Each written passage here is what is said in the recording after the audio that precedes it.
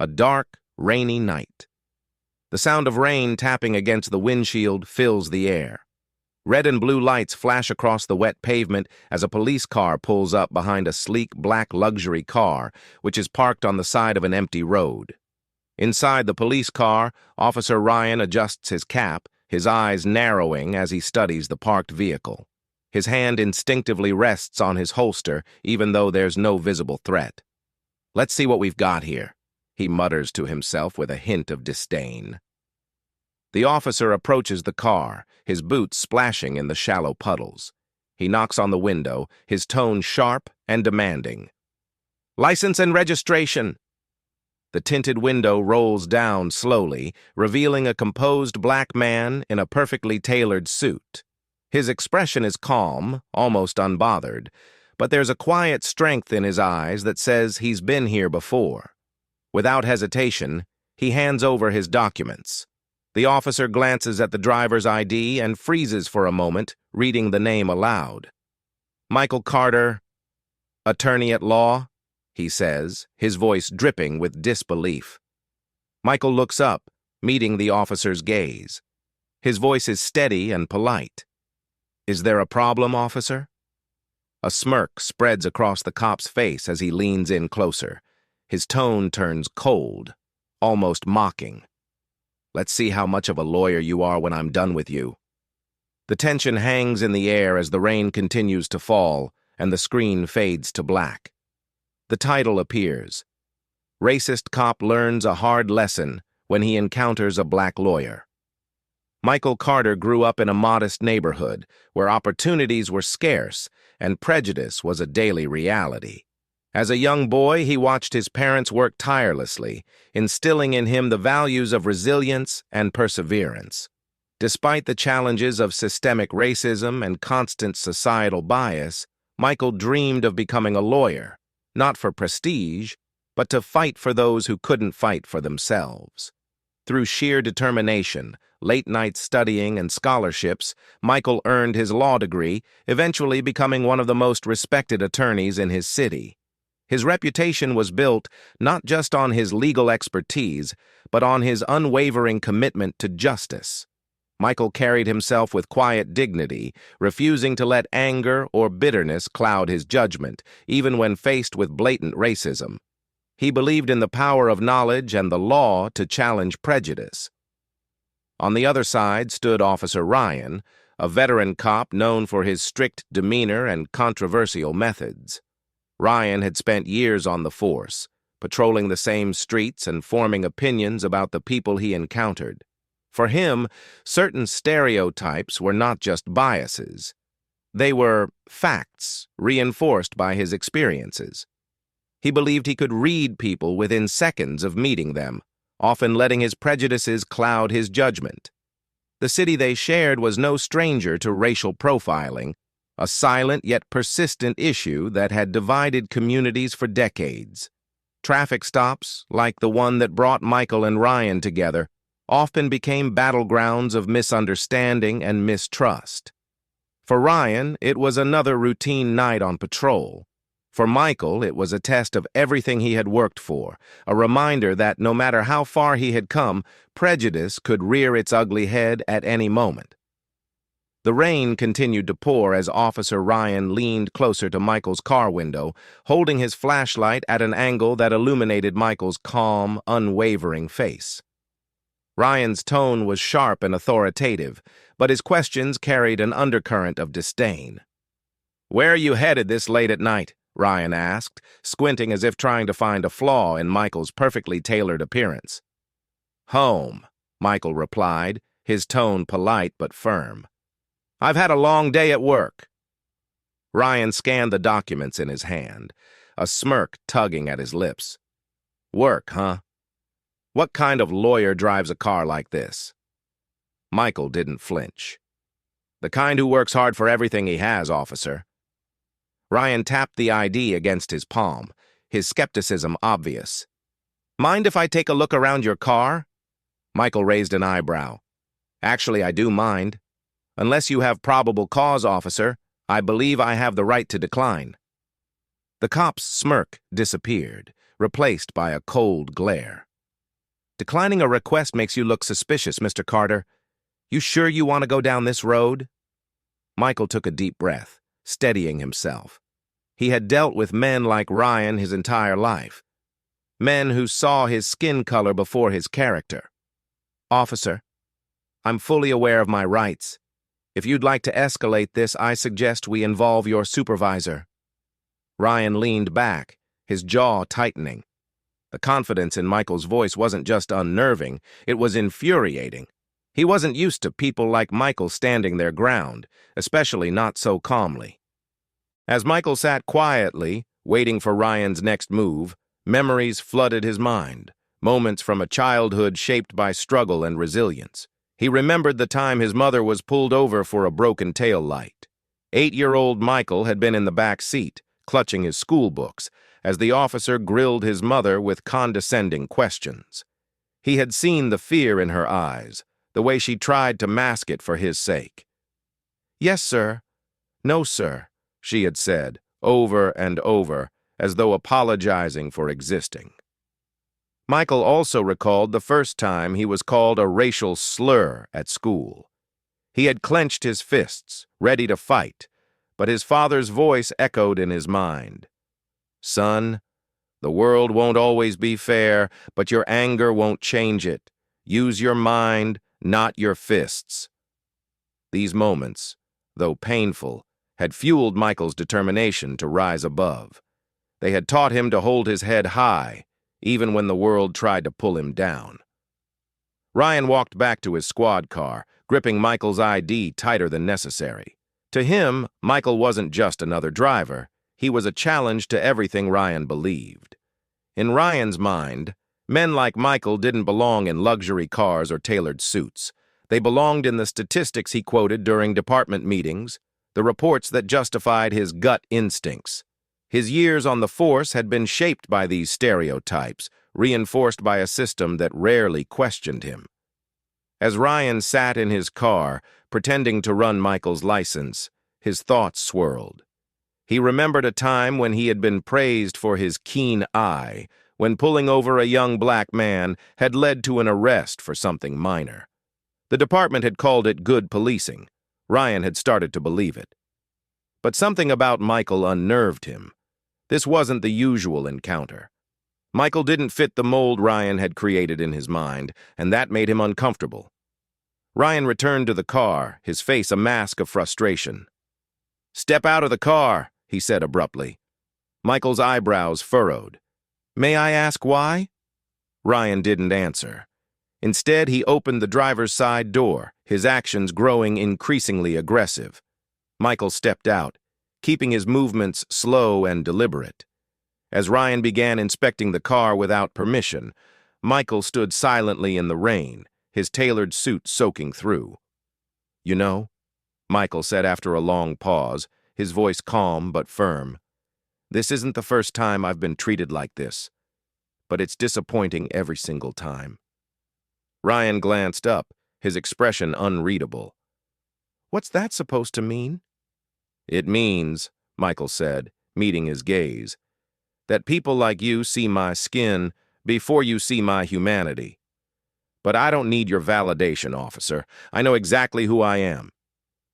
Ryan froze, caught off guard by the quiet conviction in Michael's words. He had expected anger, frustration, maybe even fear, but not this. This moment encapsulated the conflict between two worlds, one shaped by prejudice and unchecked authority, the other by dignity and resilience. Michael's calm defiance and Ryan's escalating aggression highlighted the power struggle that went beyond words, a battle of principles, of what was right and what was deeply flawed. This was more than just a traffic stop. It was a mirror reflecting the harsh reality of systemic racism, forcing both men to confront truths they had long ignored. The rain began to ease, leaving a quiet drizzle as Officer Ryan completed his unwarranted inspection of Michael's car. He hadn't found anything incriminating, of course, but that didn't stop him from circling back to Michael, who stood with his hands clasped in front of him, his soaked suit clinging to his frame. "You've got quite the attitude for someone being cooperative," Ryan sneered. Makes me wonder what you're hiding. Michael took a steady breath, suppressing the urge to roll his eyes.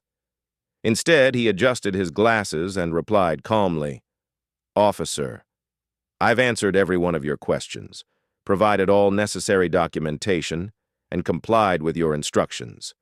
The only thing I've hidden is my frustration." Ryan ignored him, pulling out a notepad and beginning to write something down. "Seems like you're overdue for a proper inspection of this vehicle. Might be worth towing it for a more detailed look." "You never know what we'll find when we dig deeper," Ryan said, his voice laced with condescension. Michael's jaw tightened, but he kept his composure. "Are you implying that my vehicle is suspicious without evidence? Because if so, I hope you realize the implications of that statement." Ryan smirked, still writing. "Don't test me, Carter. You think a fancy degree and a nice car put you above the law?" Michael stepped forward slightly, his tone measured but carrying unmistakable authority. "No, Officer Ryan. What puts me above unlawful treatment is the Constitution of this country, and the fact that I know it better than you do." Ryan froze mid-writing, his smirk faltering. "Excuse me?" Michael tilted his head.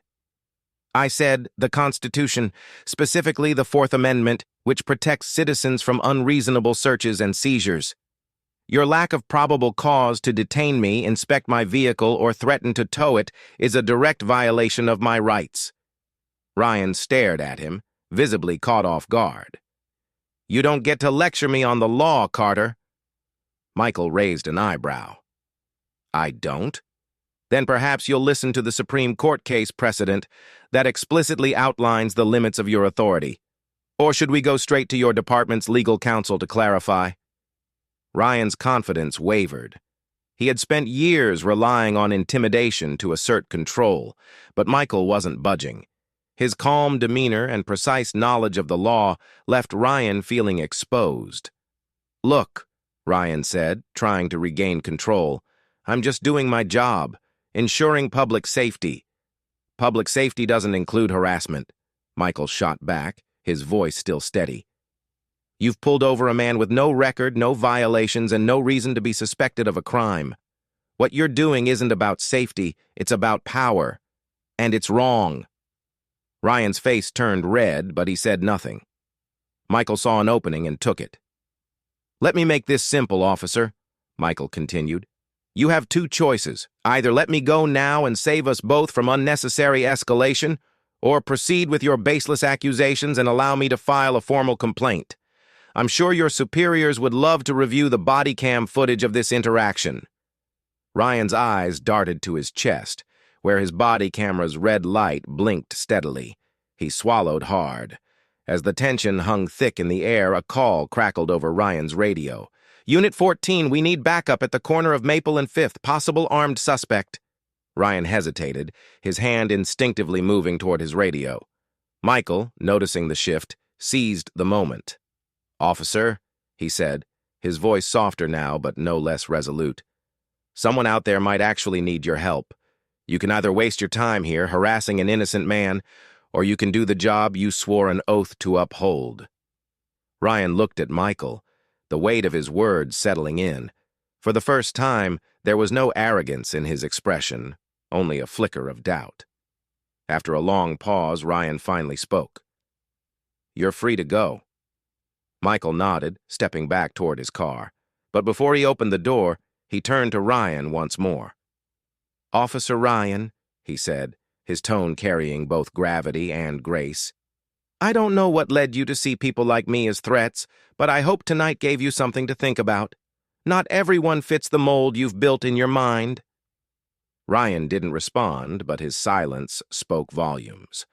As Michael drove away, Ryan stood in the rain, his thoughts racing.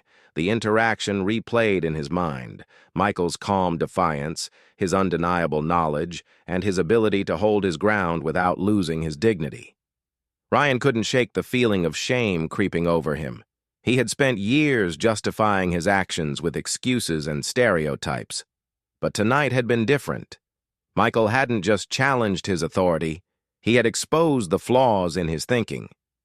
For the first time in years, Ryan thought back to his own childhood. He remembered his father, a retired police officer, sitting at the kitchen table and spouting off about how those people were always up to no good. Ryan had grown up hearing those words, absorbing them without question. But now, standing alone on the side of the road, he began to question everything. Was he truly protecting the public, or was he perpetuating the same cycle of prejudice he had inherited? Meanwhile, as Michael drove home, he let out a long sigh. Encounters like these never got easier, no matter how many battles he had won. But tonight, he felt a glimmer of hope. For the first time, he had seen hesitation in an officer's eyes, not fear, but introspection. Maybe, he thought to himself, that's where change begins. The rain had stopped by the time Officer Ryan reached the station. The rhythmic drip of water from his patrol car's roof mirrored the heaviness in his chest. Sitting in the driver's seat, he stared at his reflection in the rearview mirror, his face illuminated by the dim glow of the dashboard lights. For the first time in years, he saw someone he didn't recognize. Not the confident officer, not the protector of the public, but a man burdened by the weight of his own prejudices. As he removed his hat and set it on the passenger seat, the night's events replayed in his mind. Michael Carter's calm voice, unshaken resolve, and piercing words echoed loudly. Justice doesn't wear a color, officer. It's for everyone. Ryan had heard many people challenge him during his career, but none like Michael. His words hadn't been laced with anger or defiance. They had been firm, honest, and, worst of all, true. The next morning, Ryan sat in the station's locker room, staring blankly at his reflection. He thought about the countless traffic stops he'd conducted over the years, the assumptions he'd made before a single word had been exchanged. He remembered his father's words growing up. If you let your guard down, they'll take advantage of you. It was advice he had taken to heart, internalized, and used to justify his behavior. But now it felt hollow. Ryan opened his locker, pulling out a small notebook where he jotted down details from memorable encounters.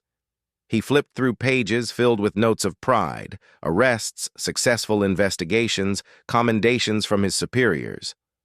But then he stopped at a page from years ago, a note about pulling over a young black man driving a beat-up car. Next to it, he had written, "No contraband, but something didn't feel right." That encounter had been meaningless at the time, forgotten amidst the routine. But now, with Michael's words fresh in his mind, Ryan wondered, how many times had he acted on nothing more than a feeling? And how many innocent lives had he disrupted because of it? Meanwhile, Michael Carter sat in his home office, surrounded by shelves of legal books and framed diplomas. The encounter with Officer Ryan had left him shaken, though he wouldn't admit it. He had been through worse, far worse, but each time felt like a fresh wound. He thought about the kids in his community, the young boys and girls who looked up to him as a symbol of hope. What would they learn from his experience? That no matter how successful you became, you could still be reduced to a stereotype? Or that standing your ground with dignity could plant the seeds of change, even in the most hardened hearts? Michael sighed, leaning back in his chair. He had spent his career fighting for justice in courtrooms, but encounters like these reminded him that the real battles were often fought on the streets. 2 days later, as Michael left the courthouse after a successful case, he noticed a familiar figure waiting near the steps. It was Officer Ryan, standing stiffly in his uniform, his hands clasped nervously in front of him. Michael paused, his instinct telling him to walk away, but something in Ryan's expression stopped him. It wasn't arrogance or defiance. It was humility. "Mr. Carter," Ryan began, his voice softer than Michael had ever imagined it could be. "Do you have a moment?" Michael adjusted his briefcase, keeping his tone neutral. "I suppose I do. What can I do for you, Officer Ryan?" Ryan hesitated, as if searching for the right words. Finally, he spoke. "I came to apologize for the other night. He paused, exhaling deeply. "I was wrong. About you, about how I handled things. I let my assumptions cloud my judgment, and for that, I'm sorry." Michael studied him, his expression unreadable. "Why now?" he asked, his voice calm but direct. "Why not just move on like nothing happened?" Ryan shifted uncomfortably. "Because moving on doesn't change anything. I've spent years convincing myself that my instincts were always right, that I was just doing my job. But after meeting you, I realized how wrong I've been. You didn't just stand up to me. You made me see myself for what I've become." Michael's gaze softened slightly, but his tone remained firm. "Officer Ryan, do you know why I became a lawyer?" Ryan shook his head. "Because I grew up watching people like my parents suffer under a system that wasn't built for them. My father once told me that anger wouldn't change anything, but knowledge could.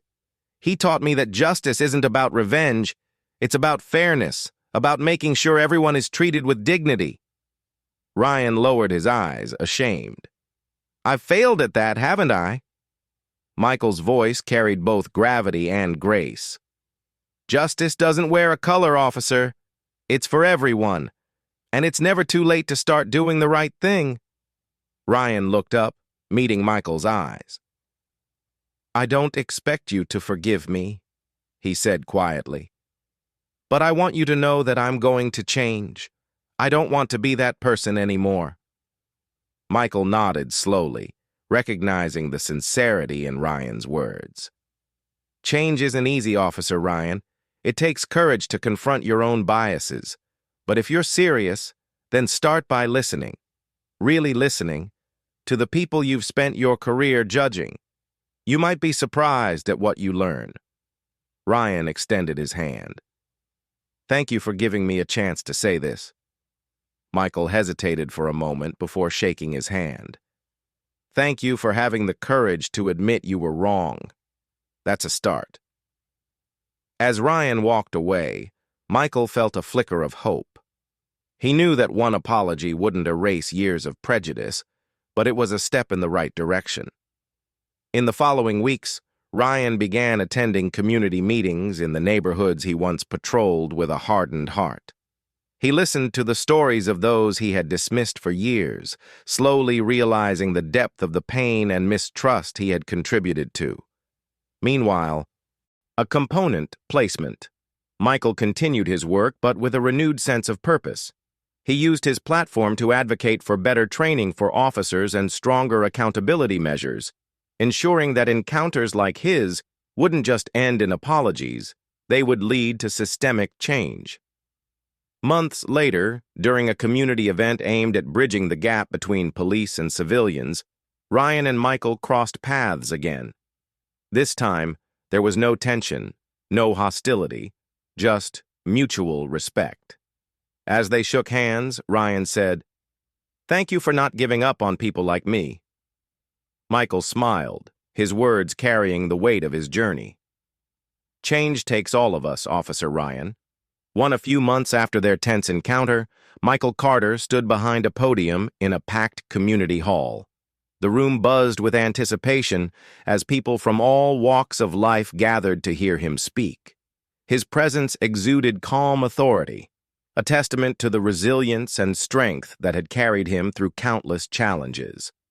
Behind him was a banner that read, "Building Bridges, a conversation on justice and humanity."